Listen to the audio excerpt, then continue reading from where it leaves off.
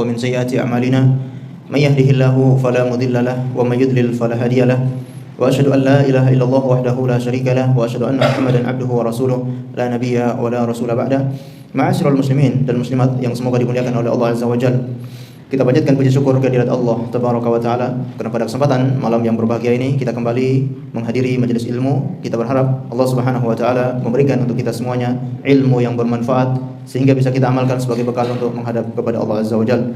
Salawat dan taslim semoga tetap tercurahkan kepada baginda Rasulullah sallallahu alaihi wasallam, kepada seluruh keluarganya, para sahabatnya dan umatnya yang setia mengikuti tuntunannya sampai hari kiamat.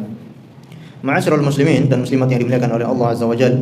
Insyaallah kita lanjutkan kajian rutin di setiap hari Selasa membahas kitab Ahkamul Janaiz yang ditulis oleh Syekh Muhammad bin Abdul Wahab. Siapa? Syekh Al-Albani rahimahullahu taala. Ternyata enggak tidur ya. Jadi sengaja aja. Padahal salah ya. Barakallahu fikum. Baik, insyaallah kita sudah masuk di poin atau di bab yang ke-6. Bab yang ke-6, ma yahrumu ala aqaribil mayyit. Apa-apa yang diharamkan kepada kerabat-kerabat mayit. Di sini kata beliau, qala al-muallif rahimahullah, laqad harrama Rasulullah sallallahu alaihi wasallam umuran kana wa la yazalu ba'dun nas yartakibunaha idza mata lahum mayyitun. Kata beliau, Rasulullah sallallahu alaihi wasallam telah melarang beberapa perkara baik di zaman dahulu dan masih terus dilakukan oleh kebanyakan manusia ketika ada seorang yang meninggal dunia. Fayajibu ma'rifatuha listinabiha wala budda min bayaniha. Maka wajib bagi kita untuk mempelajarinya agar kita menjauhinya. Fala budda min bayaniha, maka wajib untuk kita jelaskan. Jadi ada beberapa perkara yang diharamkan oleh Rasulullah sallallahu alaihi wasallam dan memang kebanyakan manusia itu melakukan hal-hal semacam ini. Apa saja hal tersebut? Yang pertama kata beliau, alif an-niyahah. Yang pertama adalah meratap, menangis yang berlebihan. An-niyahah itu dijelaskan oleh para ulama. Di sini dijelaskan di catatan kaki, wa huwa amrun zaidun 'alal buka, yaitu tambahan dari menangis. Menangis yang ada tambahannya. Tidak menangis sewajarnya, tapi menangisnya itu berlebih-lebihan. Apakah menangis dengan berteriak-teriak ataukah menangis dengan berkata-kata kotor, menangis dengan memukul-mukul wajah atau memukul-mukul apapun itu, memukul benda, memukul orang lain, atau merobek-robek pakaian, atau apa saja yang berlebihan di dalam menangis, ini termasuk an-niyahah. Wa fiha ahaditsun katsirun, dan larangan tentang niyahah ini banyak sekali hadis-hadis yang menjelaskannya, atau hadis-hadis yang melarang an-niyahah. Kita pernah menjelaskan di pembahasan sebelumnya, kalau menangis yang wajar itu dibolehkan. Apa-apa yang boleh bagi orang-orang yang hadir, diantaranya menangis dengan sewajarnya. Boleh seseorang itu menangis sewajarnya dan tidak boleh melebihi berapa hari? 3 hari. Ya, seorang berduka menangis tidak boleh melebihi 3 hari. Dan menangis yang wajar, menangis bentuk kasih sayang. Ketika ada kerabat atau orang yang kita sayangi meninggal dunia, orang merasa sedih, menangis, ini wajar. Tapi yang dilarang di sini adalah yang berlebihan. Hadis yang pertama, kata Rasulullah sallallahu alaihi wasallam, arba'un fi ummati min amril jahiliyah. Ada 4 perkara yang dilakukan oleh umatku termasuk perkara jahiliyah. Apa saja itu? La yatrukunahunna, dan tidak ditinggalkan oleh umatku.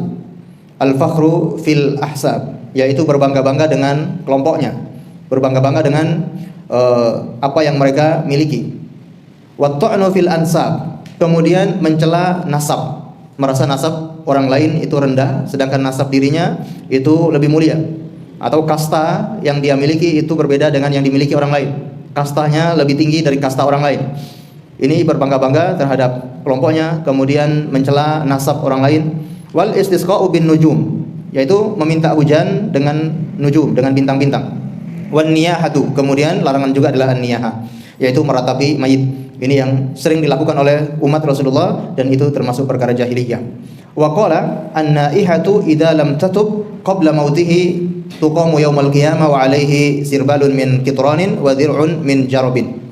Kata Rasulullah sallallahu alaihi wasallam, orang yang an-naihah atau wanita yang meratap, apabila dia belum bertobat dari dosa tersebut sebelum meninggalnya, maka nanti pada hari kiamat dia akan dipakaikan cairan tembaga. Dipakaikan ya di badannya cairan dari tembaga. Wa dir'un min jarab, dan dipakaikan jubah dari penyakit kudis. Ya, jadi badannya akan menjadi gatal karena dipakaikan penyakit tersebut di badannya. Ini tentunya dosa besar. Karena kita tahu ketika Rasulullah SAW mengancam suatu perbuatan, itu menunjukkan kalau perkara ini termasuk perkara yang bukan ringan, termasuk dosa besar. Dan di sini beliau SAW mengkhususkan an-naihatu, yaitu wanita yang meratap. Apakah berarti hanya wanita saja yang terkena ancaman ini? Maka jawabannya tidak. Kenapa dia khususkan menyebutkan wanita yang meratap? Karena kebanyakan yang meratap si mayit itu adalah dari kalangan wanita. Wanita biasanya tidak terima atau tidak kuat menerima kepergian orang yang dia sayangi. Tidak kuat menerima atau menghadapi musibah seperti ini. Maka kadang-kala kebanyakan wanita itu meratapi si mayit. Dan kalau kita lihat ya, di mana-mana memang kebanyakan wanita yang tidak sanggup menerima ini. Yang ketika menangis itu sampai berteriak-teriak atau menyebut-nyebut, ya, menangis sambil menyebut-nyebut jasa atau kelebihan-kelebihan dari si mayit tersebut. Baik. Kemudian hadis yang kedua, ithnatani fin nasi huma bihim kufrun. Ada dua perkara di kalangan manusia yang merupakan itu perkara kekafiran. Apa saja itu? At-ta'nu fin nasabi wan niyahatu 'alal mayyit, yaitu mencela nasab dan meratap kepada si mayit. Di sini kata Rasulullah itu termasuk perkara kekufuran. Namun ini kufur adalah kufur kecil, ya, kufur asghar, bukan kufur yang besar, yang tidak mengeluarkan pelakunya dari agama Islam. Karena menggunakan istilah kufur seperti ini haruslah disesuaikan, haruslah digabungkan dengan nas-nas yang lain. Jangan kita memahami sebuah nas sendiri tanpa mengkaitkan dengan nas-nas yang lain. Kalau orang yang memahami nas seperti ini tidak dikaitkan dengan nas-nas yang lain, bisa jadi dia terjatuh di dalam mengkafirkan orang. Kenapa? Karena hadisnya mengatakan dua perkara pada manusia yang termasuk kekafiran, yaitu mencelah nasab dan meratapi si mayit. Ini nasnya jelas-jelas mengatakan kafir. Kalau kita tidak benar memahami nas seperti ini, dikhawatirkan kita terjatuh dalam masalah mengkafirkan orang muslim. Maka kita gabungkan dengan nas-nas yang lain yang menyebutkan bahwasanya kufur itu tidak hanya kufur akbar, tapi ada kufur asghar, kufur kecil. Sehingga kufur di sini maknanya adalah mengingkari. Sebagaimana juga Allah Subhanahu wa taala menyebutkan orang yang tidak bersyukur itu juga disebutkan dengan mengkufuri apa? Nikmat. La in syakartum la azidannakum wa la in kafartum inna adzabi lasyadid. Jika kalian bersyukur atas nikmatku, maka akan aku tambah nikmat itu. Tapi kalian kufur dengan nikmat. Jadi Allah menggambarkan di sini adalah kufur dengan nikmat. Apakah orang yang tidak bersyukur berarti dia keluar dari Islam? Dia termasuk orang kafir? Tentu jawabannya tidak. Kufur yang dimaksud dengan ayat ini yaitu kufur asghar. Begitupun nas yang ada ini, hadis yang disebutkan oleh Rasulullah ini maksudnya adalah kufur asghar. Namun jangan kita sepelekan ya permasalahan seperti ini. Kalau Rasulullah SAW menyatakan ini sebuah kekafiran, tentunya harus diwaspadai.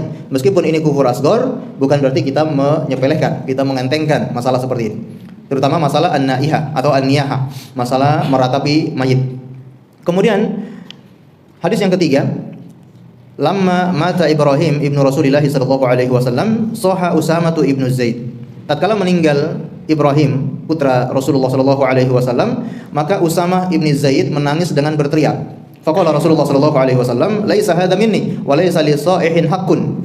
Beliau bersabda kepada Usamah, laisa hadza minni, perkara seperti itu bukan golonganku. Meratapi, berteriak-teriak ketika menangis itu bukan termasuk golonganku, kata Rasulullah. Wa laisa li sa'ihin haqqun, dan tidak ada hak bagi orang yang berniyahah. Tidak ada hak, tidak ada tempat, tidak ada jatah bagi orang yang meratapi mayit. Tidak ada jatah di dalam Islam. Tidak punya posisi, tidak punya tempat di dalam Islam orang yang meratapi mayit. Artinya tidak ada sama sekali dalam Islam itu membolehkan meratapi mayit.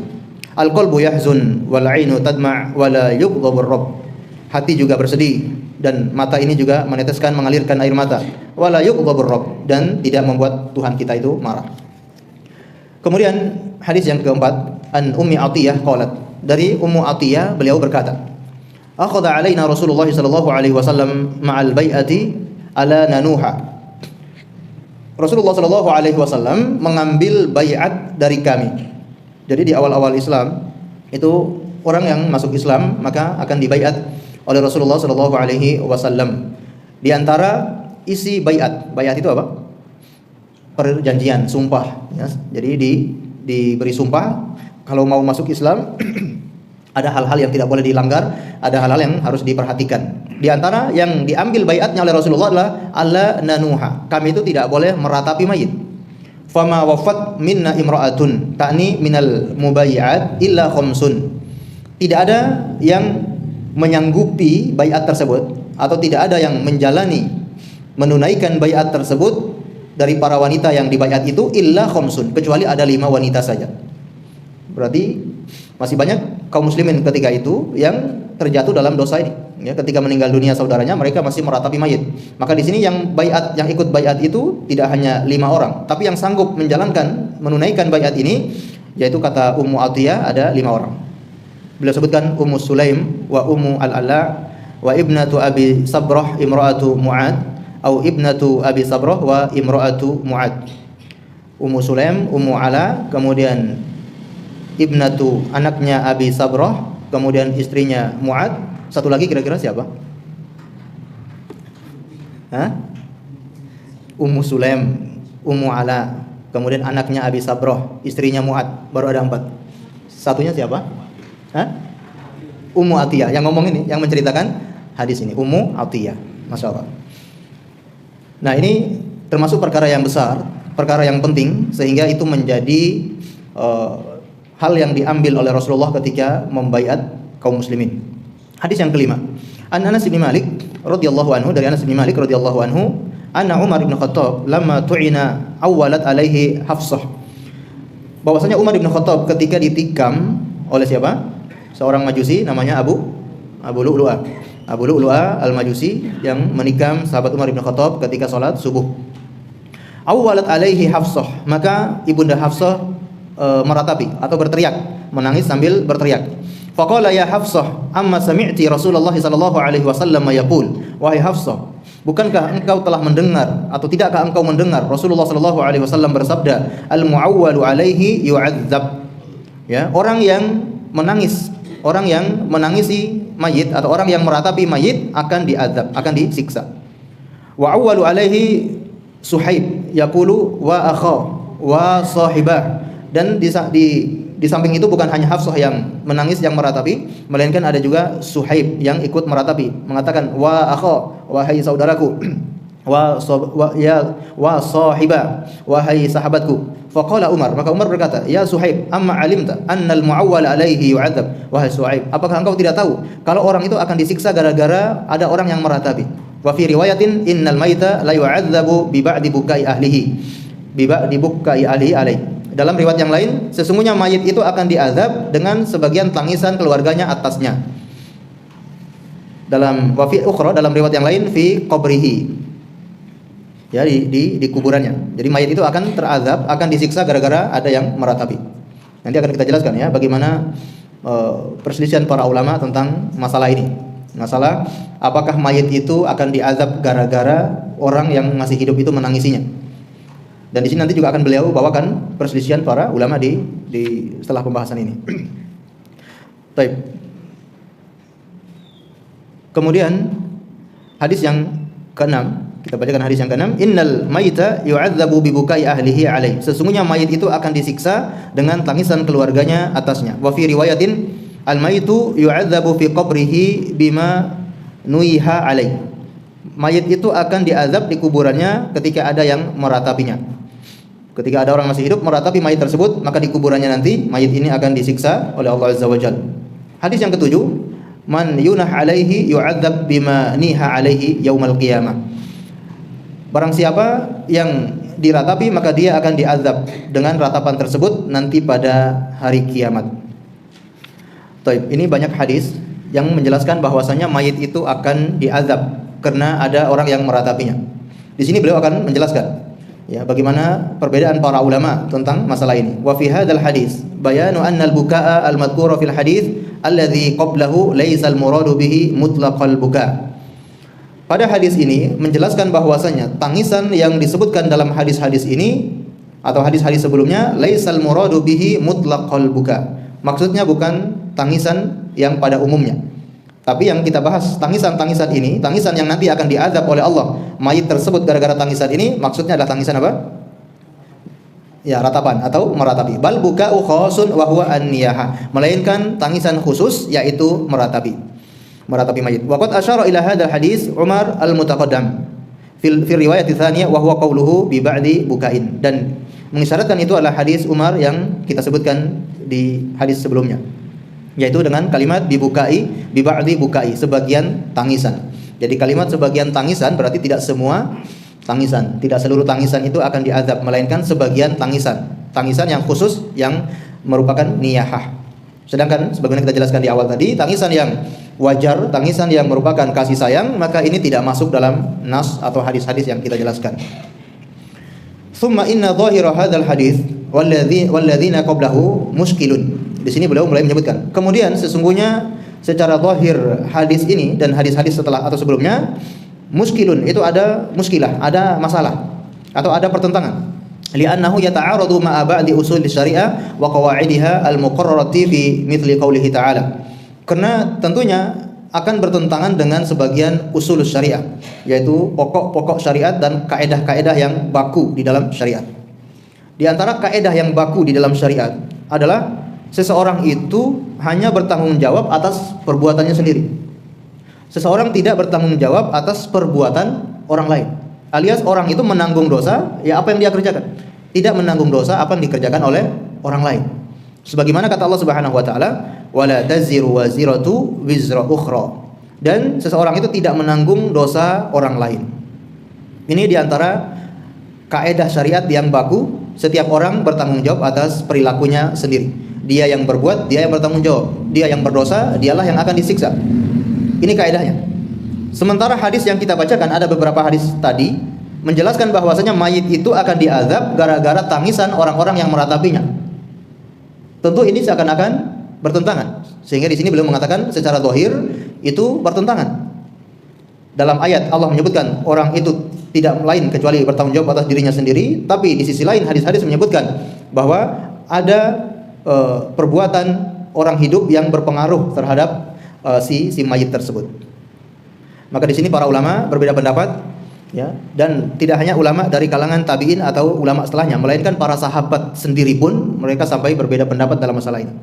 Dan perbedaan yang sangat kuat antara Ibunda Aisyah dengan Ibnu Umar. Sahabat Ibunda Aisyah sampai mengingkari keyakinan Ibnu Umar dan juga keyakinan Umar bin Khattab radhiyallahu anhu. Ketika dibacakan hadis-hadis ini, Ibunda Aisyah mengatakan itu tidak benar, mengingkari hadis tersebut.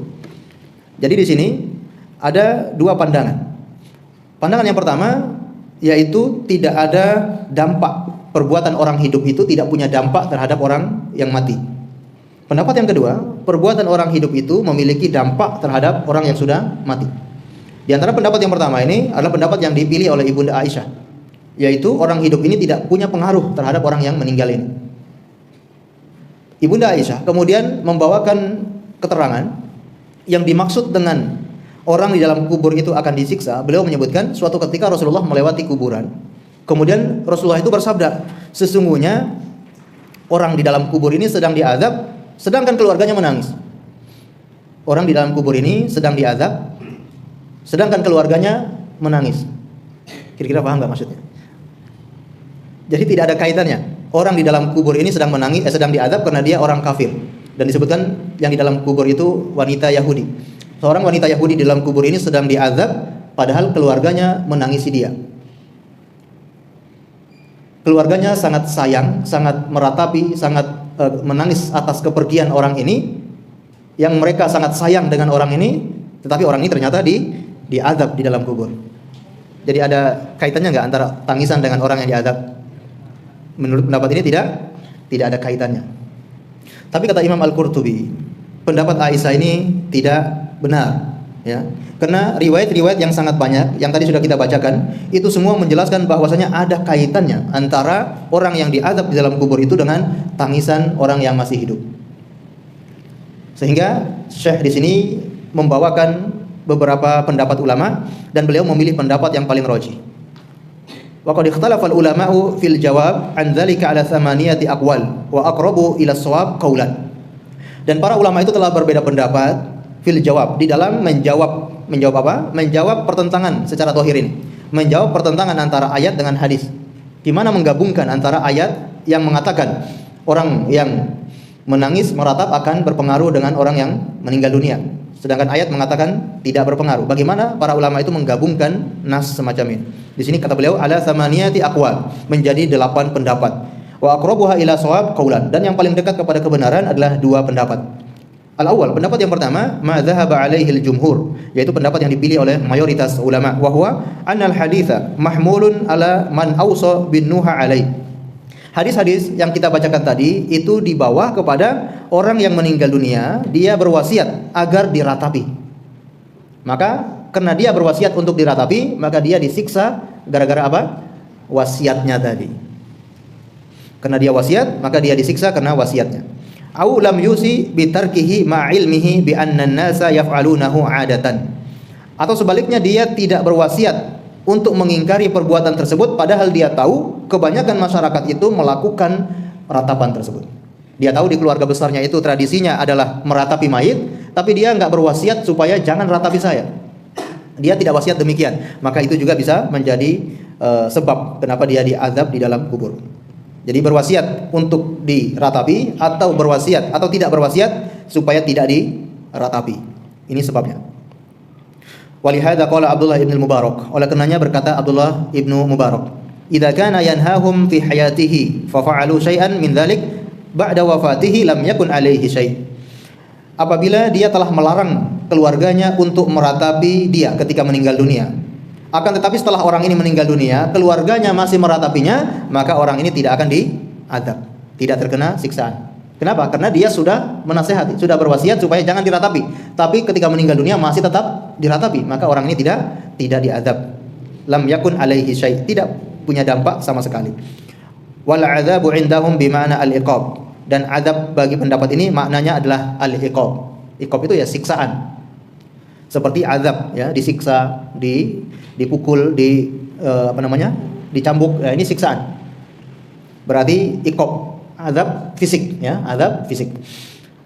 Baik, sekarang kita melihat pendapat yang kedua. Wal akhar, pendapat yang kedua, anna ma'na yu'adzab ay yata'allamu bi sima'ihi buka'a ahlihi wa yariqu lahum wa yahzun wa dzalika fil barzakh wa laysa yaumal qiyamah. Yang dimaksud dengan dia diazab karena ratapan keluarganya adalah orang si mayit ini dia tersakiti. Makna diazab menurut pendapat yang kedua adalah tersakiti. Kalau tersakiti itu mainnya apa? Perasaan. Ya, Pak ya. Saya tersakiti, perasaan saya disakiti. Kalau iqab itu mainnya fisik, tapi kalau disakiti itu perasaan. Ini pendapat yang kedua.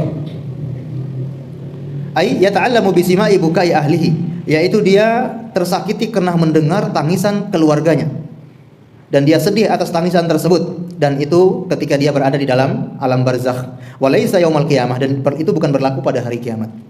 Wa ila hadza dhahaba Muhammad ibn Jarir at-Tabari wa ghairuhu. Oleh karenanya pendapat Muhammad ibn Jarir at-Tabari dan juga pendapat yang lainnya, wa nasarahu Ibnu Taimiyah, dan disebarkan pendapat itu oleh Imam Ibnu Taimiyah wa Ibnul Qayyim wa ghairuhuma, dan juga selain dari mereka, qalu, mereka berkata, wa laisal muradu anna Allah yu'aqibahu bi buka'il hayy alai. Yang dimaksud adalah bahwasanya Allah Subhanahu wa taala bukan mengazabnya karena tangisan orang yang hidup. Wal adzabu a'ammu minal iqab. Kalimat azab itu lebih umum daripada kalimat al-iqab. Kama fi qaulihi as-safaru qit'atun minal adzab. Sebagaimana ada ungkapan safar itu adalah potongan atau bagian daripada azab. Walaysa hadza iqaban ala dzambin, dan itu bukan karena dosa, bukan siksaan karena dosa. Wa innama huwa ta'dzibun wa ta'allam. Namun itu adalah karena tersakiti atau karena merasa sakit. Jadi ini pendapat yang kedua, yaitu pendapatnya Imam Ibnu Jarir, pendapatnya Ibnu Taimiyah, pendapatnya Imam Ibnu Qayyim, dan juga ini yang dipilih oleh Imam Ibnu Shalih Al-Utsaimin, Ibnu Baz rahimahullah, dan yang lainnya. Yaitu mereka mengartikan mayit itu diazab adalah mayat itu tersakiti. Berarti di sini mayat itu bisa mendengar. Bisa mendengar atau tidak? Bukankah ketika sudah meninggal dunia terputus? Ya. Baik, kalau secara umum bahwasanya semua sudah terputus, mayit itu tidak ada hubungan lagi dengan alam dunia, sudah terbatas, sudah terhalangi dengan alam barzakh, tidak ada lagi hubungannya dengan alam dunia. Tapi ada saat-saat tertentu Allah Subhanahu wa taala yang menjadikan si mayit ini bisa mendengar. Sebagaimana saat terjadi perang Badar, ketika Rasulullah sallallahu alaihi wasallam mendatangi jenazahnya Abu Jahal dan orang-orang kafir yang meninggal pada perang Badar, maka Rasulullah berkata kepada mayit-mayit ini, Bukankah kalian sudah mendapati yang benar seperti apa? Bukankah kalian sekarang sudah tahu ya Rasul yang diutus oleh Allah itulah yang benar? Beliau berpidato kepada mereka, orang-orang yang meninggal itu. Maka Umar bin Khattab berkata, "Ya Rasulullah, apakah mereka bisa mendengar?" Kata Rasulullah SAW, sesungguhnya mereka ini bisa mendengar, tapi mereka tidak akan bisa menjawab. Ini diantara dalil kalau Allah bisa saja menjadikan para mayit itu untuk bisa mendengar apa yang diucapkan oleh orang yang masih hidup. Atau hadis yang mana Rasulullah SAW mengatakan sesungguhnya mayit itu akan mendengar suara sendal keluarganya apabila mereka pulang dari menguburkan si mayit. Ini pendapat yang dipilih ini pendapat yang kedua, ya. Berarti melazimkan si mayit itu bisa mendengar. Dan memang pendapat yang rajih, mayit itu bisa mendengar karena Allah Subhanahu wa taala menjadikan mayit itu bisa mendengar. Kira-kira mana pendapat yang paling kuat? Pendapat jumhur atau pendapat Imam Ibnu Jarir At-Tabari atau Imam Ibnu Taimiyah? Di sini Syekh menguatkan pendapat yang mana? Kita bacakan, wa qad ya'yadu hadza qawluhu al-hadits wa kuntu amilu ila hadzal madhhab burhatun min az-zaman thumma badali annahu dha'ifun li mukhalafatihi li hadithi as-sabi'. Baik, kata beliau, aku pernah mengikuti pendapat ini, yaitu pendapat yang kedua. Aku pernah berpegang pada madhab yang kedua ini beberapa saat. Thumma badali annahu dha'ifun. Kemudian nampak bagi saya bahwasanya pendapat yang kedua ini ternyata dhaif, ternyata lemah. Li mukhalafatihi lil hadits, karena menyelisihi hadis. Hadis as-sabi', hadis yang ketujuh. Apa hadis yang ketujuh? Yaitu man yunah alaihi yu'adzabu bima niha alaihi yaumal qiyamah. Orang yang meratapi, maka orang yang diratapi itu akan diazab nanti pada hari kiamat. Sedangkan pendapat yang kedua itu mengatakan yang diazab itu di mana? Masih ingat? Di alam kuburnya. Bukan pada hari kiamat. Ini pendapat yang kedua. Maka ketika bertentangan dengan nas, dengan hadis, maka beliau beralih mengikuti hadis dan meninggalkan pendapat yang kedua ini. Alladzi qayyadal adzab bi annahu yaumal qiyamah, yang mana mengatakan azab itu terjadi pada hari kiamat. Wa minal wadhih anna hadza la yumkinu ta'wiluhu bima dzakaru, dan sudah sangat jelas bahwasanya ini tidak mungkin ditakwilkan lagi. Benar-benar yang dimaksud dengan azab itu nanti pada hari kiamat. Walidzalika farrajih indana madhhabul jumhur, oleh karenanya rajih bagi kami yaitu pendapatnya jumhur. Wala munafata indahum baina hadzal qaid wal qaid al akhar fi qawlihi fi qabri, dan tidak ada bertentangan antara azab di kubur atau azab di hari kiamat. Bal yudammu ahaduhuma ila akhar, melainkan akan digabungkan dua-duanya. Wa yantaju annahu yu'adzabu fi qabrihi wa yaumal qiyamah, maka hasilnya yaitu orang yang meratapi atau dia tadi pendapat jumhur itu kenapa dia diazab? Karena dia berwasiat untuk diratapi. Maka karena dia berwasiat untuk diratapi akan diazab. Diazabnya di mana? Dua-duanya. Diazab di kuburan, juga diazab di hari kiamat. Ini pendapat jumhur, dan ini yang dirojikan oleh beliau Syekh Al-Albani rahimahullah. Tapi kita ulangi sedikit. Jadi kira-kira ada pengaruhnya atau tidak? Ratapan orang yang hidup terhadap orang yang meninggal, apakah ada pengaruhnya atau tidak? Jawabannya ada. Kenapa bisa terpengaruh? Alasannya pendapat jumhur. Karena orang yang meninggal ini sebelum meninggal dia berwasiat. Wasiatnya itu untuk diratapi. Baik, maka dia nanti akan disiksa. Disiksanya di mana? Di kubur dan juga nanti di hari kiamat. Baik, dalil yang ke-8 yaitu An-Nu'man ibni Bashir. Dari sahabat Nu'man bin Bashir berkata, Ugmiya ala Abdullah ibni Rawahah radhiyallahu anhu, faja'alat ukhtuhu Amratu tabki. Abdullah ibn Rawahah itu pingsan. Kemudian saudarinya Amratu tabki, menangis. Kemudian sambil meratapi, berkata begini dan begitu. Tu'adduhu alaihi faqala hina afaqa, maka ketika Abdullah ibn Rawahah sadar, dia mengatakan ma qulti shay'an illa qila li anta kadzalik falamma mata lam tabki alai. Ketika Abdullah bin Rawahah sadar, maka dia mengatakan, ketika engkau mengatakan sesuatu kepadaku. Jadi saudarinya ini ketika menangis sambil memuji-muji, sambil menyanjung-nyanjung saudaranya ini, kamu orangnya begini, kamu orangnya begini. Maka Abdullah bin Rawahah mengatakan, ketika kamu berkata seperti itu, aku itu sedang ditanya, apakah benar kamu seperti itu? Apakah benar kamu seperti itu? Maka ketika dia meninggal dunia, saudarinya ini tidak menangisi, tidak meratapi, karena dia khawatir nanti yang mayit ini akan ditanya seperti itu. Jadi ini menjadi dalil bahwasanya ada pengaruh tangisan orang yang meninggal itu, tangisan keluarga itu berpengaruh kepada orang yang meninggal. Allahu a'lam bissawab.